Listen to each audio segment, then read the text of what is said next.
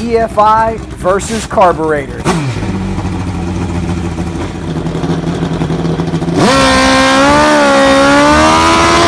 In just about every form of modern motorcycling, electronic fuel injection has replaced carburetors as the preferred fuel delivery method of choice.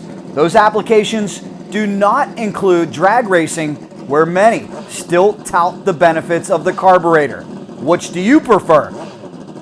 I'm going to stick with the carburetors for now.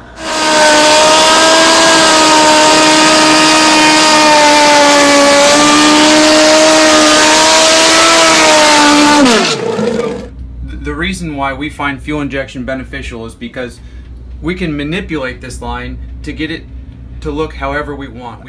You can get the same result with carburetors as you can with fuel injection.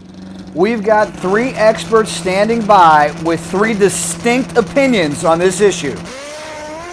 And we begin with the legend, Paul, Fast by Gast. And as you can see, I run carburetors, and I've been a carburetor guy my whole racing life. It was a combination that certainly worked last year. At age 70, Paul went undefeated.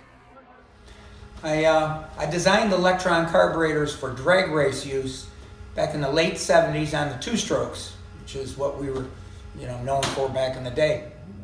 Two-stroke drag racing was all the rage back in the 70s, and the Lectron carburetors gave those bikes a big boost. And they still do really good in drag racing. We put them on like pro stock bikes back in the mid-80s, set the NHRA record quite quickly, and they took off from there. A lot of help from guys like George Bryce, Dave Schultz, and of course many, many racers. Just about everybody at one point or another has had Lectron carbs on their drag bike. And that includes the late, great pro stock motorcycle legend, John Myers of the Star Racing Team. Paul Gast now runs Pro Mod, but ran pro stock motorcycle for years, and that is one class where EFI versus carburetors are being heavily debated. I must just say, though, that for techno guys and things like that, this EFI has become quite interesting. I think it's quite a bit more confusing and maybe a little bit harder to deal with, but maybe once you get it, it's probably pretty good. Agreeing with that is Tim Kulungian, crew chief for Jerry Savoie's NHRA Pro Stock Motorcycle Championship winning team. This squad has touted the tremendous benefits of EFI, and they have many wallies to show for it. Tim, what are we looking at here? We're looking at air-fuel ratio. Tell me about this. This green line is air-fuel ratio, and the red line is engine RPM. So the reason why we find fuel injection beneficial is because we can manipulate this line to get it to look however we want. We can sit on the dyno and figure out what air-fuel ratio the engine's making the most horsepower at. Then we can come to the racetrack and we can emulate that air-fuel ratio at every single RPM site. With carburetors, essentially you can move this entire line up, or you can move the entire line down. But we can't change the air-fuel ratio at the bottom of a gear versus the top of a gear. However, with fuel injection we can. So we can keep the motor working at its peak air-fuel ratio, making the most power it possibly can at every RPM site. Comparatively, I think the Lectron carburetors are far and away simpler, and they certainly make power. I run a dyno almost daily, and I can just tell you they're right up there on horsepower, if not the best I've ever seen on all things. Simplicity and budget can be major issues for the sportsman teams. Hey, Cycle Drag Nation. Ed Grothus coming at you from Grothus Dragbikes in Davenport, Iowa. Grothus fields a multitude of entries, pro and sportsmen. I don't necessarily favor carburetors over fuel injection. And we see fuel injection growing at a rapid rate at the drag strip. Let's be honest. There's no doubt that the handwriting is on the wall that fuel injection is the preferred or the most advantageous method of fuel delivery, if you will, in the world for internal combustion motors. Most of the world agrees, but perhaps what has made wheelie bar motorcycle drag racing different is it is a wide open throttle application. But I'm not really ready to jump ship on my carburetors and throw ECUs on and throttle bodies and all that kind of stuff on our carbureted bikes. So I've heard people say in drag racing, carburetors are the way to go because wide open throttle is wide open throttle. How would you respond to that? It's really tough to make the peak horsepower that carburetors make. But when you're looking at trying to get a motorcycle to transition, down here at the bottom of a gear is closer to peak torque than up here. Well, this area right here is more demanding for fuel. So we can give it the fuel that it needs to help move the motorcycle down and make the torque we want to make. That's awesome. This is every week, every race weekend for you looking at this, right? It is. And Jerry, is this why you're the champ? He's the reason I'm the champ. Awesome. I'm just along for the ride. Thanks for the lesson, guys. I don't know. At this point, carburetors are definitely still my deal. They happen to hold the world record at 394 in Pro Mod. What else could be said about that? That, of course, is a mark held by Paul Gast.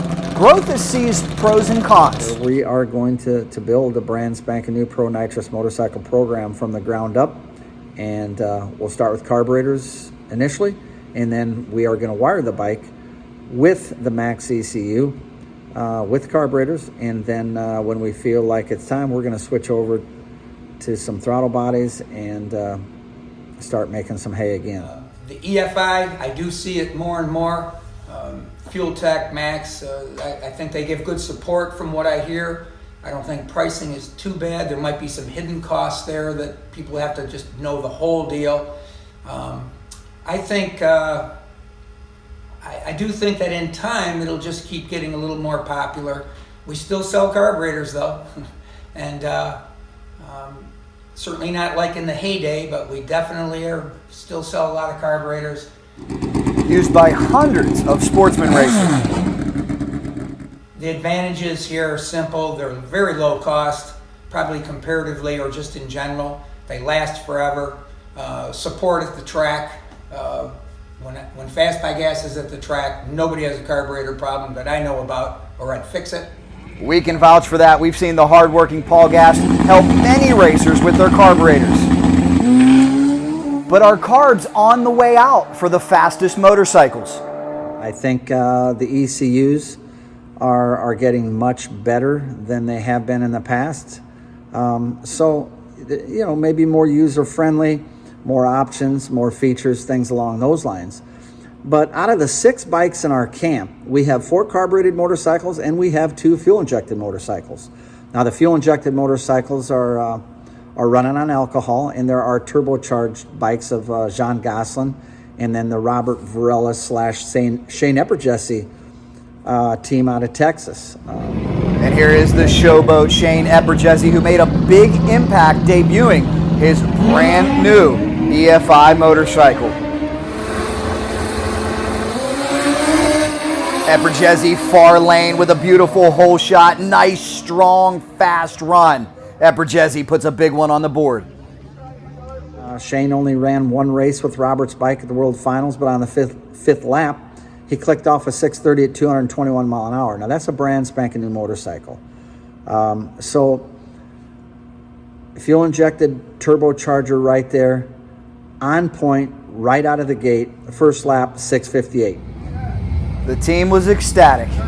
So I guess the proof is in the pudding right there that the EFI system for those turbocharged motorcycles was absolutely outstanding. But there's a lot to be said for tradition. And how many motorcycle drag racers are really willing to astray from what they know. I'm going to stick with the carburetors for now. I like them a really lot.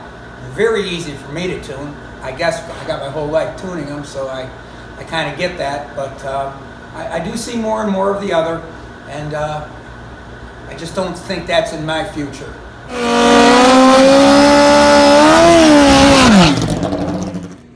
Now, let's talk about the Pro Nitrous motorcycles and/or our 460 motorcycles. We've got a total of, like I said, 6 bikes in our camp, and the 4 that we generally, I guess we house 5 of them here at the shop.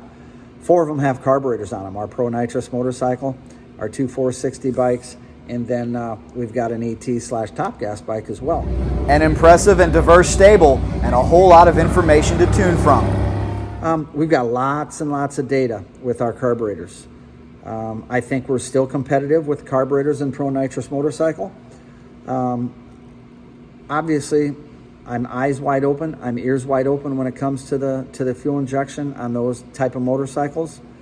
But right now, I just don't see it as a big advantage for us to jump ship on our carburetors. Currently, the Pro Nitrous motorcycle record holder is Paul Gast with a set of carburetors on his bike. And as we know, Paul is the carburetor salesman, but this past year, he went out and proved his words with actions. Are carburetors still the way to go? You can get the same result with carburetors as you can with fuel injection. As far as the advantages and or disadvantages, obviously switching from carbs over to fuel injection, you're going to spend a good amount of money to do it. Now, I'm not trying to scare you away from switching over, but a guy in Ohio that I'm friends with just switched over from carbs to fuel injection, and he bought a bunch of used stuff. He bought a little bit of new stuff, but he tells me he spent 12 grand on it. And he's happy with the dyno numbers that he's getting as far as tuning the bike on motor, but he's a little bit unsure about his nitrous ramps right now. So, for drag racing, is there really a big difference in performance between EFI and carburetors? I don't believe that the carburetors and or the fuel injectors at this point in time hold tremendous advantage over one another. There's several ways to bake an apple pie, and guys are just doing it a little bit differently. So, and it's variety and difference of opinions that makes drag racing so entertaining. So there you have it, 3 different opinions from 3 different experts, 1 pro carburetor, 1 pro fuel injection, and 1 right down the middle. We want to know what you think. Let us know in the comments. Do you prefer carburetors or fuel injection for motorcycle drag racing, and why? What are the pros and cons and the best choice for your application? As always, thanks a lot for watching the video. I hope you enjoyed it. We're celebrating 100,000 subscribers on the Cycle Drag YouTube channel. Thank you for subscribing. Thank you for all the comments, and thank you for referring friends. Please remember to like cycledrag.com on Facebook too, and we will keep it coming. Thanks, guys. And please leave your feedback below. I hope you enjoyed this video. Subscribe to Cycle Drag on YouTube, hit the bell for notifications, like cycledrag.com on Facebook, and we'll keep it rolling. If it's fast motorcycles, EFI, or carbs, you know we're in. Cycle Drag rolls on.